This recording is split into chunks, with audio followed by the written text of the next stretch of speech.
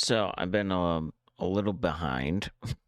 The first day, right after I pumped out like those 4 videos, I recorded a video. My mic didn't work. Then the very next day, I was just exhausted. I had played some video games and then I started recording. No, I cooked Hamburger Helper and then I went to watch this 2-hour video of Boogie faking cancer. And I got about 30 minutes in and I was falling asleep while I was recording. So, yeah. So, what we're going to look at today is first off, this president here of, I think, what, the school board president rips up a cease and desist of a mother because when it comes to biological boys playing on girls' teams, she ain't for it. And she's in California, which is very liberal. Check this out. This girl deserves a fucking medal. And then we're going to watch Brett Cooper. Apparently there are answers for what happened between her and the Daily Wire in Germany. So here we go. For what is right and fighting to protect girls' sports in her district. Amen to this. Thank you so much. I also just want to thank our staff. We did have a big turnout on that student survey. That is great. We want to continue to hear their voices. But with that said, on the next board meeting, I'm asking an agenda item to be put on there. It's a resolution to support AB 89. It's Kate Sanchez's bill. By the way, I just want to quickly say I've been noticing a lot of black conservatives starting their own YouTube channels. And I just want to say, I think them being embraced by conservatives and Republicans, and I'm more, I guess I would tilt to the right. I was an old school, like a 90s Democrat. I've always been like a 90s Democrat. But nowadays, apparently, I'm a Republican. Who knew? So, yeah, I think that them being embraced and a lot of people watching them, it's been getting more blacks starting YouTube channels and going conservative and Republican and seeing that what they were doing in the Democrat Party hasn't been working. So I think like YouTube has played a huge role in getting more black people to vote Republican. Donald Trump had a huge black vote for Republicans. Huge. And a big part of it is YouTube. For fairness and safety in girls' sports in CIF. And I am going to say something because I just found out something today. I got a cease and desist from a mother of an athlete because I spoke truth on my social media. I will never stop speaking truth for the community. I fucking love her. But with that said, I got a cease and desist and served here at the district for something I did on my own social media, talking about the unfairness of boys and girls sports. We're talking about biological males in girls sports. I'm talking as a mother of 2 female athletes. I'm talking as a community member and an advocate of female athletes and people. I fight for all girls. I don't care if it's just in California, Chino, or the nation, but my job as a board member is to try to advocate for safety and fairness for our girls, not only in sports, but in their own locker rooms and restrooms. Just like when I heard that mom, I want to make sure we follow through and make sure that her child feels safe as well. In regards to male and female differences. The problem that I have is... Yeah, notice it's always guys quote unquote transitioning to women. It's always. I think I saw a statistic that said like 65% of trans people are men transitioning to women, and a very small percentage actually get any kind of surgery. Or yeah, so I mean, something weird is going on. It was unfair, and people can that a smell boy the is bullshit. stealing these opportunities from girls, because that's the truth.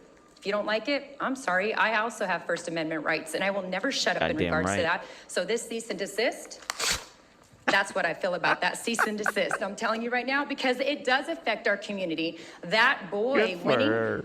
titles does affect our community. Right now, number 2 in the state is an Ayala female athlete. Guess who's Her name number is 1? Jenna Morales, and I feel so fiercely protective over her because someone stole her first place medal, a boy.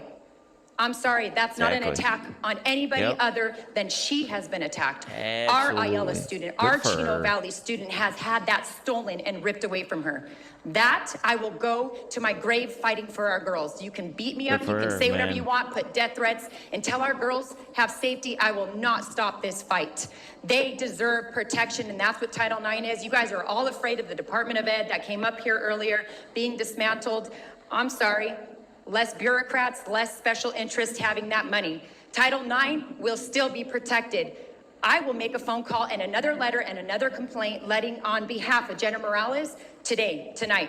That's my promise, that's my guarantee, and I will fight for every student, especially if they're in our own community. With that said, I'm going to end this Board of Education meeting so I don't get us in trouble by saying the wrong things at 6:58 p.m.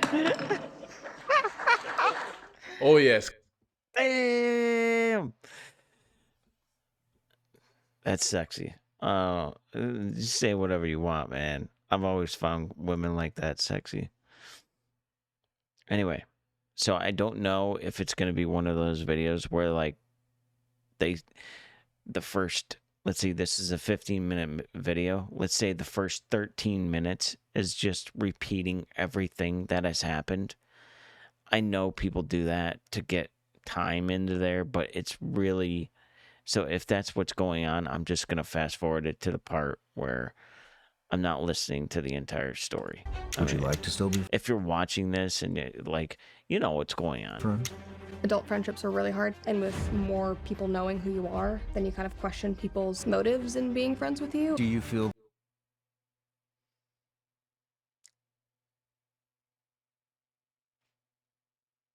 Uh-oh. that she was disloyal? Um, On December 10th, 2024, I didn't watch that. Brett Cooper Oof. shocked the internet when she announced she was done with the Daily Wire. some of you have heard the rumors online, and the rumors are mostly true. Today, December 10th, will be my last day hosting the comment section and working for the day. Yeah, but the thing is that people said if it had something to do, like, if it wasn't really your choice or something like that on her TikTok, wear a blue sweater. And she wore a blue sweater. Daily Wire. Boy, did it spark a lot of questions. Why is she leaving? Was she fired? She gonna talk about it? Who's this Reagan person? Oh, we were pissed. I mean, I gotta give it to her. She is hot, though. Recommends to the Daily Wire that Reagan step in and be the substitute. Tens of thousands of subscribers. Brett was gaining hundreds of thousands of subscribers. Anticipation was growing. What? Make any money, maybe I would have no anything, and I basically just had to decide, like, does that matter to me? I remember didn't. watching this. A million this part. subs in 1 month when you launched your new show. Yeah. Yeah. I remember getting on YouTube and seeing that she had a YouTube channel. And I mean, it blew up in 2 weeks. It was very humbling and gratifying. If all of it went away, and at the end of the day, like, I don't really care about being famous. Like, it comes with what I do. I would be just as happy if I was telling stories in a different capacity. Again, it's finding the root of what you love to do and then applying it. I do Can these people at least admit, like, if I'm making enough money to cover my bills, I would be okay? Like, at least say that. I hate when people say, like, even if I'm not making it, yeah, shut up. You at least need to make money to cover your bills. So, like, you know, people that do this for a living have no fucking idea how lucky they are. So fucking lucky. it because I love sharing stories with people, but I don't have to have 4 million or 1 million subs to do that. Yeah, exactly. Like, that isn't why I do this. I could go work, I could go back to Trader Joe's and I'd be happy. That's the difference. But also you have to, like, if you're not editing and doing everything yourself, it's probably easier to say that. And even if you were for a very short time in the beginning I just feel like, or if you're like privileged enough to where you can, or make enough money to where even in the beginning you were paying someone on Fiverr or something to edit your videos. Editing is such a pain in the ass. I don't know how people do it. I get so distracted. I start playing something and then I can't sit down for too long and just watch myself for 2 hours while yeah, and then it's frustrating when you get nothing for weeks. Like this is like my fourth or fifth YouTube channel. I've been doing this since like 2000, technically since 2012, on and off. But the other ones, I'll admit, complete shit, like dog shit, except for one. One, I actually ended up getting AdSense, and I was making money, and then I just stopped because I guess I got some other personal It's things. being passionate, the process. That's how you grow your audience. And it's the reason Reagan's struggling to keep an audience. Yeah, it was she's never struggling hers to hard. begin with. And the Daily Wire She's skipped done. that process. When you left, your maid of honor, best friend, was a She should have went with her. She didn't go with her because she wanted her own opportunity and because there was going to be some time in between of her doing, videos. And she said she couldn't do that. So Reagan, I think is that her name? Took over the comments section. How did that feel? Friendships are hard. Are you guys still friends? I would say so.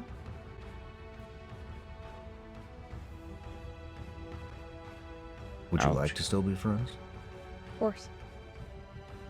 that's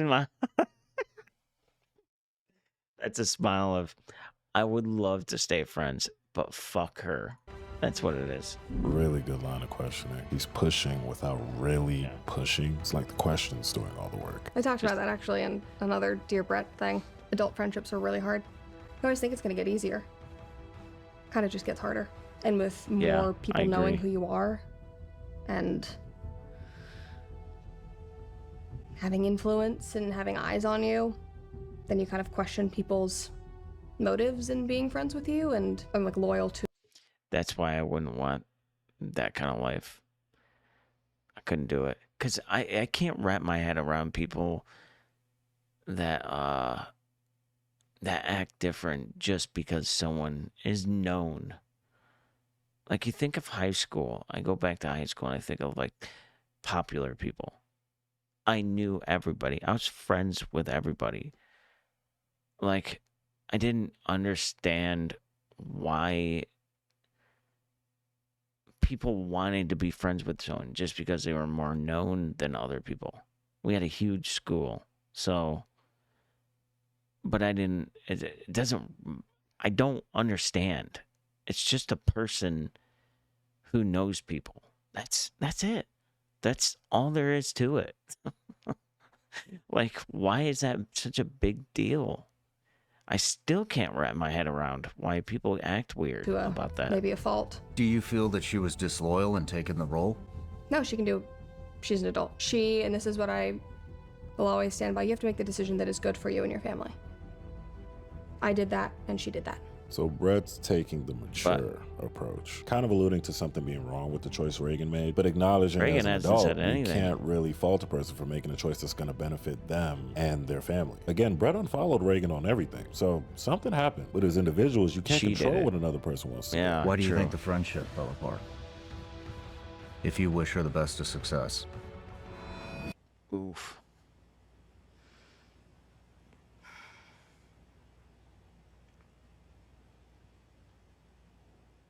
Friendships are hard. Nice NDA. Do you want to say anything to her?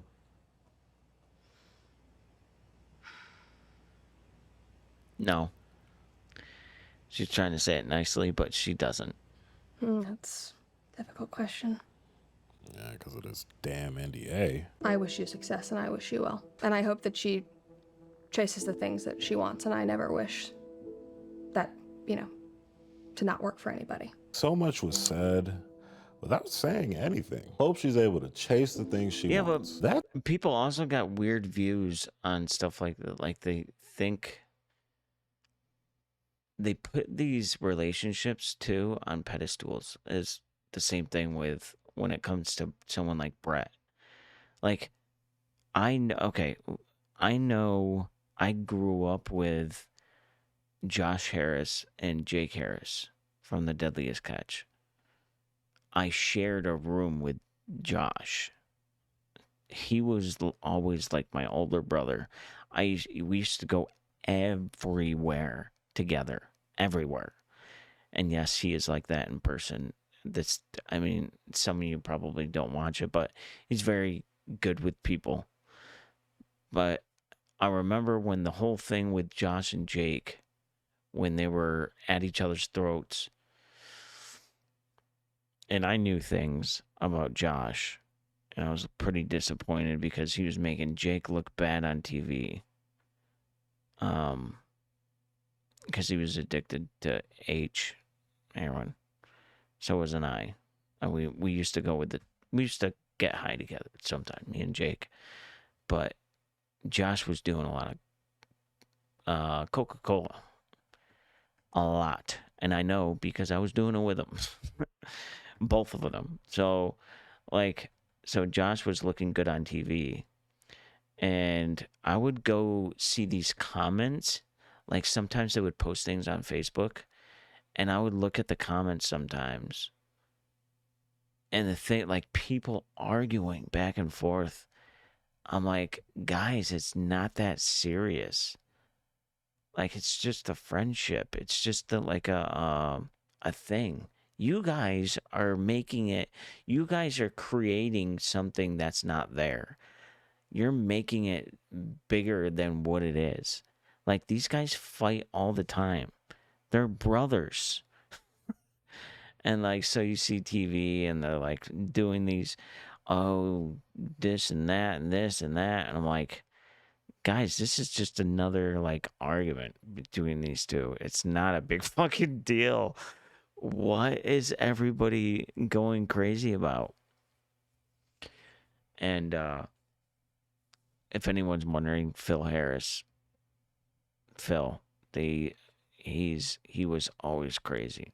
That guy was fucking nuts, off his rocker, in a good way, in my view.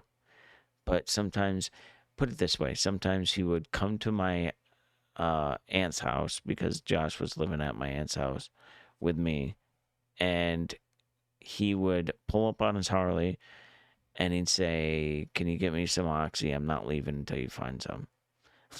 It's like, Jesus Christ, Phil. Anyway, and yeah, so people make these arguments and this drama into something that it's actually not. I mean, maybe in this case, no, because I would say the same thing in this case. They had a bad falling out, and then now it's just, in real life, they would just stop talking to each other, and that would be it. Maybe down the line, they would say, "Hey, what's up?" and they would be okay with each other, but it wouldn't be that big of a deal. But the internet has made it into this huge drama.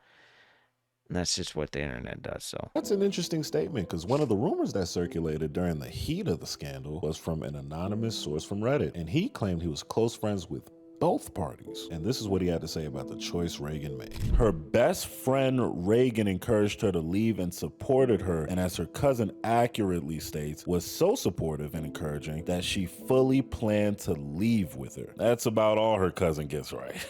One day, Reagan comes to all of us bursting with tears, claiming that Jeremy brought her into the office and told her he wanted her to fill in for Brett. She painted this as though Jeremy was doing this purely to torture Brett, which was believable, school. She claimed she did not want to do it, but that he threatened to fire her. We all felt terrible for her. In retrospect, what she said makes no sense, but why on earth would we think she was a total sociopath and lied to us? Yeah. She told us that she told him that she would only do it for 2 weeks. Okay, so she's like, all right, I don't want to do this. You got 2 weeks, and then I'm with Brett. Reagan was a bigger Brett supporter than us. 2 weeks pass, and then she does a 180. She says she actually loves being in front of the camera and that God wants her to take this opportunity and that Jeremy offered her a contract worth a lot of money and promised Cameron he does could that. make her famous. Brett was horrifically backstabbed. Reagan wanted fame. And you remember Yeah, a lot of people do. I don't know why. I enjoy the only thing I'm jealous of, I think, I'll admit, are those communities. Like you get those small communities of like everybody's always hanging out with each other. And when I was on Twitch, I think the most I had was like 5-6 people.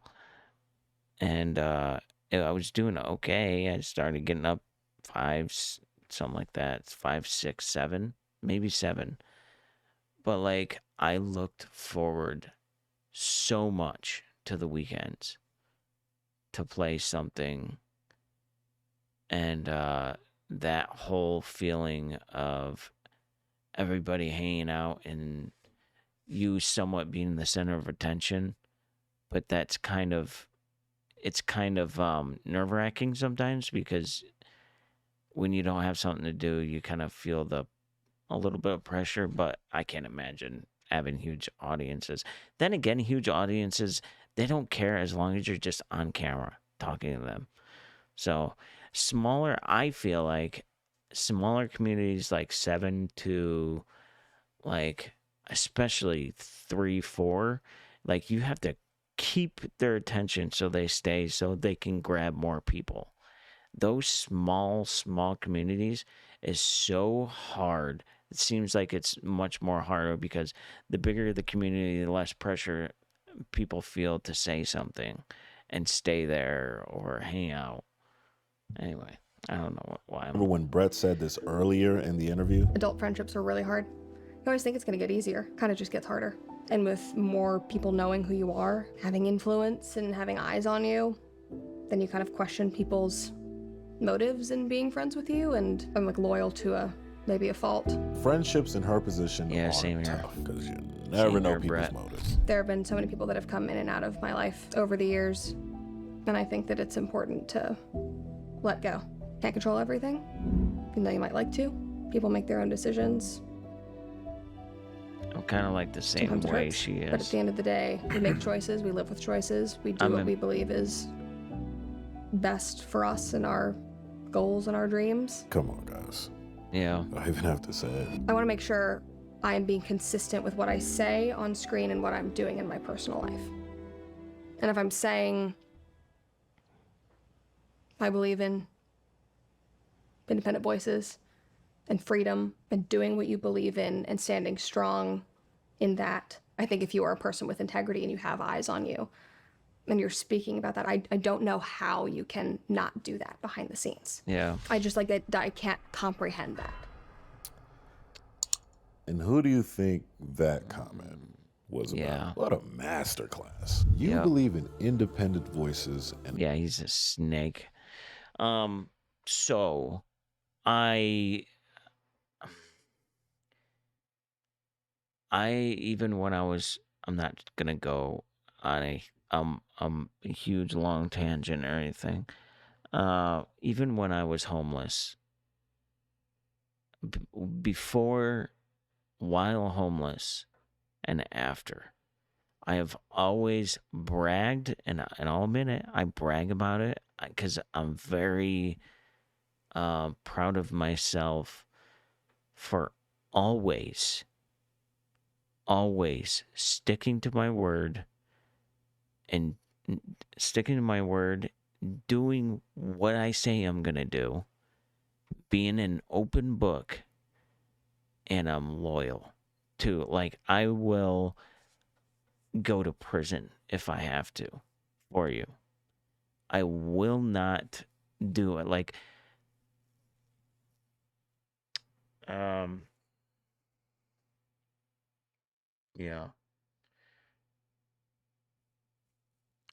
Even my dealers, put it this way, when I was homeless, and I don't know if you know anything about drugs, but when you have a big dealer and you ask for fronts, they kind of laugh at you because that's like that kind of money means nothing to them. That's just losing money at the end of it. Like the risk of fronting something to someone in a small amount is just like pointless. And I had people doing that all the time because when I said, I am going to pay you, I'm going to fucking pay you. Even if I have to do something like even if I have to go broke, like flat broke, and I can't get to work, I will pay you. That's just all there is to it. I've always been like that. I've always been taught to be like that. I've always, my please and thank yous. I still get people that like turn their heads when I say please and thank you, like at the lunch line at work. Please and thank you. Those were things that were instilled into me from my mother and stepfather to my aunt and uncle. I got moved across country. It was either that or foster home, so I had to go live with my aunt. So my aunt was the same way. Please, thank you. Your manners. Always do what you say you're gonna do. Always stick to your word. Those kind of things. I have always been on point. And I think growing up in an abusive household and living poor and getting into fights and being a psychopath, really. And then when I got moved over to upper middle class to Seattle, I can vividly remember when I knew things were different. Was I was calling my cousin a bitch. And I was joking, but the way I would say it to her, she didn't like it. And I can remember her saying, I don't know what you did over there. I don't know who you were over there. But over here, we don't talk to people like that. And I can remember thinking, like, yeah, I'm in a different world. It was so weird. And thank God for them being great parents because they really taught me. So I got these best of both worlds, of poor and sticking to your word. And someone says something, goes over the line. That's it. Throw down or something. To no, that's not how you. So, like, I almost got like this view of different worlds, and then moving all over the country, moving to different countries and joining the military. And when I went, signed up to become a Bering Sea fisherman and meeting all these felons. And I just got so much experience in so many different places. And I changed a lot. So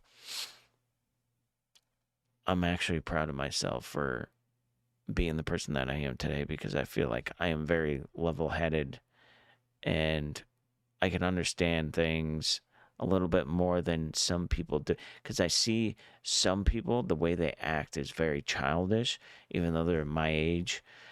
And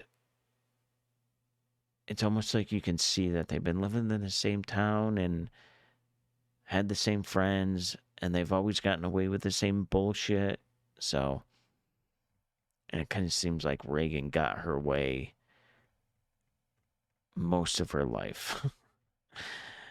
So, anyway, I hope someone watches this and hopefully we can build a community and hang out and watch some videos together. That's all I want. So, yeah. Have yourself a good day. Fuck you, Jeremy. Oh, fuck you, Jeremy.